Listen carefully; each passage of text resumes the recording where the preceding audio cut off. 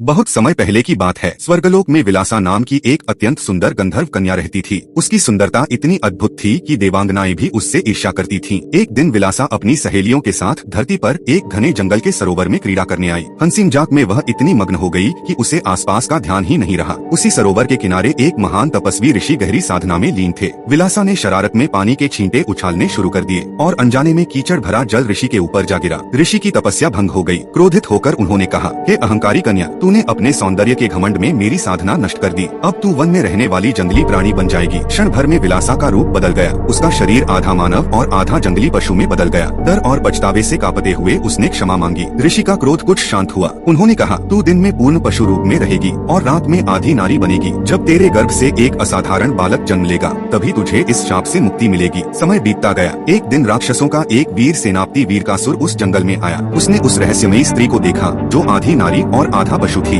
उसकी कहानी सुनकर वीरकासुर को उस पर दया और फिर प्रेम हो गया। दोनों ने विवाह कर लिया। कुछ समय बाद देवताओं और असुरों के बीच भयंकर युद्ध छिड़ गया और उस युद्ध में वीरकासुर मारा गया। शोक में डूबी विलासा ने उसी क्षण एक बालक को जन्म दिया। वह बालक असाधारण था। उसका शरीर कभी मनुष्य जैसा होता तो कभी एक विशाल जंगली पशु जैसा। उसी पल विलासा का श्राप समाप्त हो गया। लेकिन वह बालक आगे चलकर एक भयानक और शक्तिशाली असुर बना जिसका नाम पड़ा विकरालासुर। और कहते हैं उसकी शक्ति से तीनों लोग कांप उठे थे।